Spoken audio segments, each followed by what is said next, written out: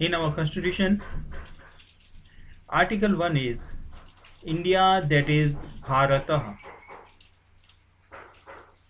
The Bharat is brother of our Bhagwan Ram, and after him, this Indic land is called Bharatah, Bharatvarsaha.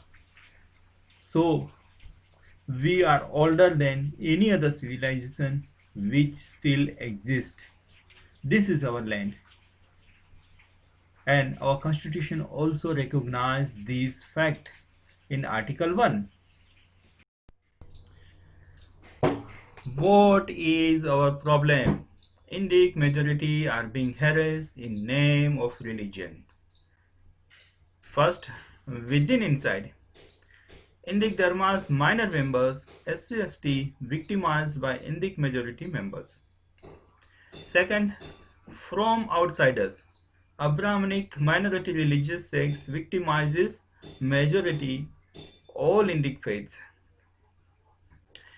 Indic Hindus harass each other in name of caste, caste behavior pattern, caste-based livelihood, caste-based housing areas, caste-only marriage. But ultimately, all Hindus believe in a common faith of Shiva, Shakti, Hanuman, Ram, Navgraha, Kula Devata, Grama Devata, temple, burning dead, river Sangam, Tirth Yatra, Guru lineage, Ved Purana, etc. Each Hindu have unique identity, diverse identities, but all fits into all accommodating the grand pattern of Hinduism inherited through ages. Arabic culture invaders, warlords, armies came and done immense atrocity on local peoples and our Indic culture.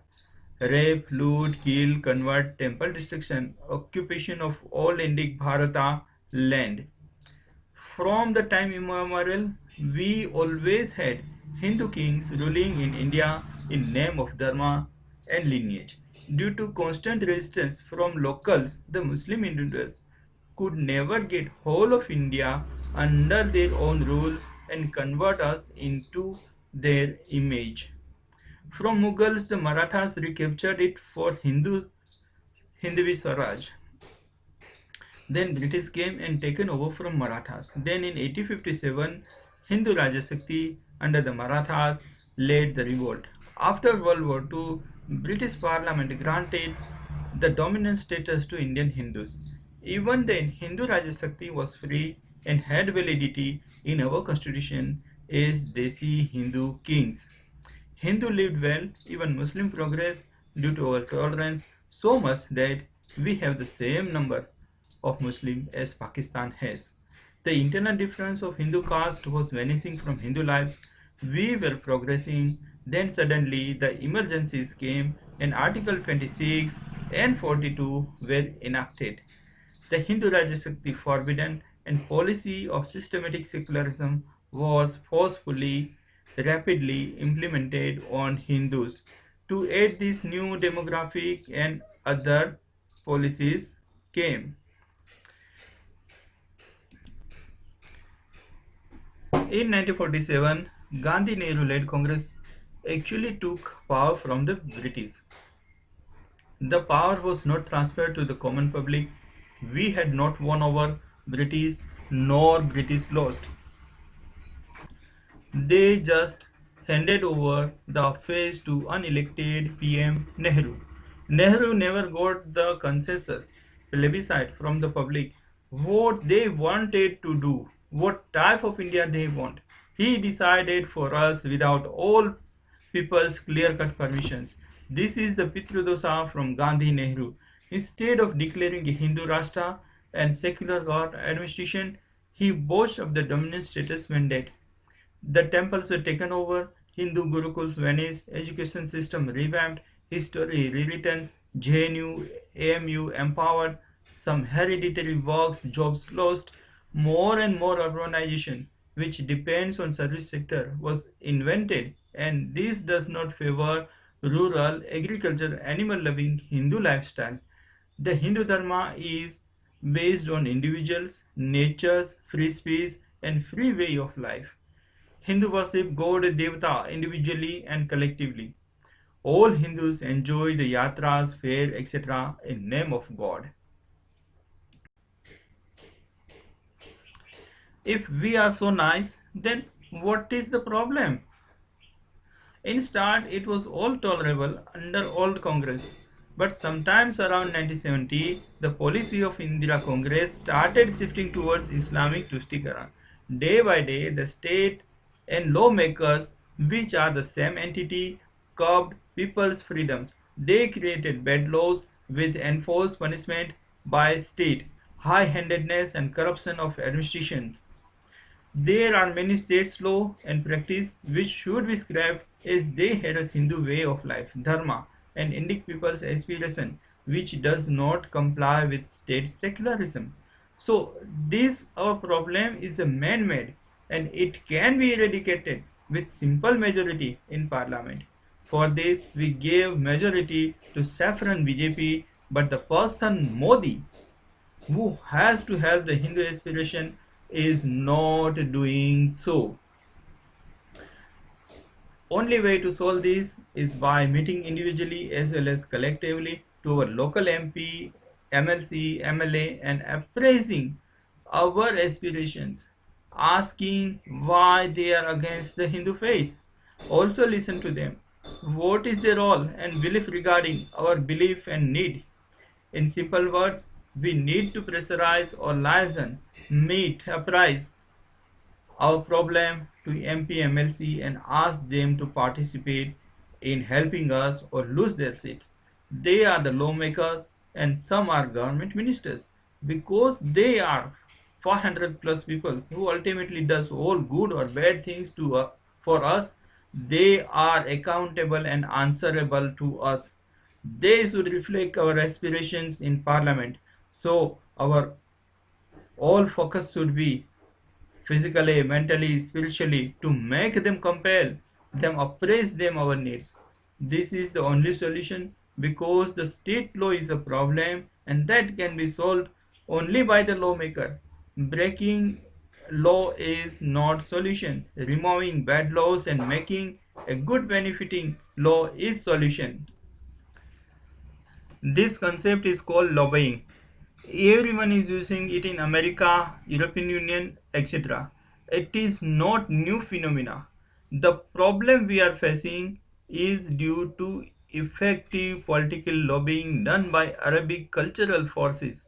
For them, it's about getting control, but we want Muslims and Christians to follow their religions without converting Hindus and live peacefully within our constitutional framework. Why we want lobbying and have control? Because only then we all can live freely, safe from any religious based hardship created by secular states. The political junta has also learned their own political witchcraft. When confronting them, we will realize they have mastery of divisive techniques, access to state machinery and bureaucracy, safety, security networks, wealth, money, muscle power, and their own lobbyists to counter us or anyone. They have become vested interest. Why we are not able to implement? Because we Hindus generally choose to sit our house in order first and then try to go out fixing the world. But this never happens and thus it is a wrong method.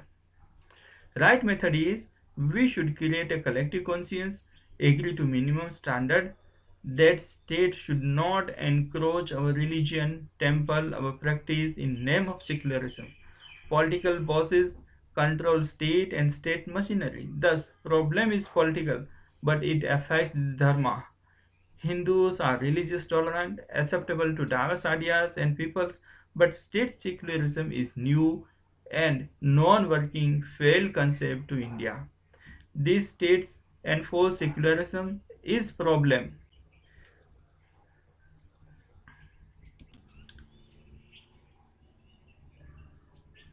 which can be easily eradicated by parliament as it has created it against the people's mandate.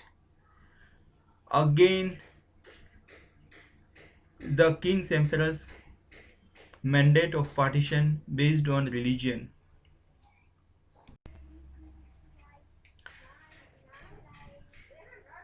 For remedies, we need numbers, and only Dharma can provide the suitable number and rallying point. Because all our freedom of individuality, beliefs, vegetarianism, etc., are associated with Dharma identities. Only large number of people's demand can force these political forces to take decision in favor of for us. Remember that Dharma, state, society, politicians all derive their root power from the people's numbers. Party based politics is a problem. Politicians have favorably created divisions, caste, race, region, religion, income on we common people. This is tried tested game of political classes to divide the people and enjoy power. So on rotation we give them power through vote and they rule on their whim and our problem of dharma never gets solved. Thus, we do not favor any political party. We vote whoever we want to vote as per our wishes, but we demand this minimum to all politicians without our loss to our identities and political affiliation. We should demand following minimum from parliamentarians. Instead of mixing dharma and politics, of course, legally, we demand to parliamentarians give us what we want. If we can get this constitutional correction, then survival of Sanatan Dharma, removal of 26 and 42 constitutional amendment that will include removal of secularism word from preamble. Second, scrap all laws regarding temple takeover, using temple fund, etc. Allow Hindus to preach in their gurukuls, stop conversion both way, and hand over temples to the people.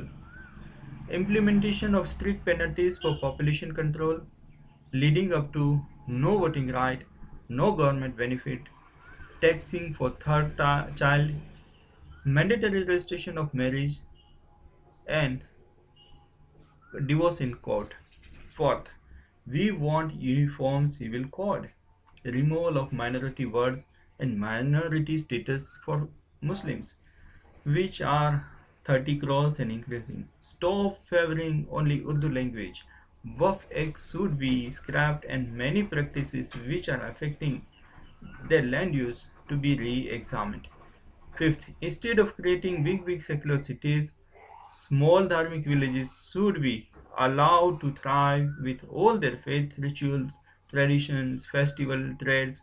Let us live in peace, free agriculture sector. Sixth, Sanatan Dharma as state religion and state administration offices should be secular.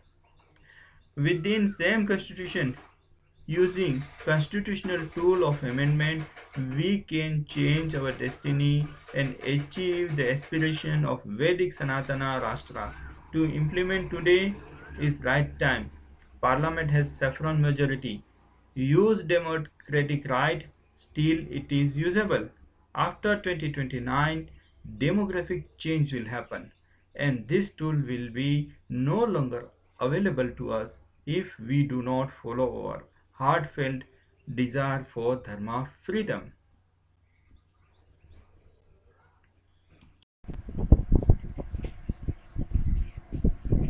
Let us come together and make India, that is Bharata, great again. Let us reclaim our right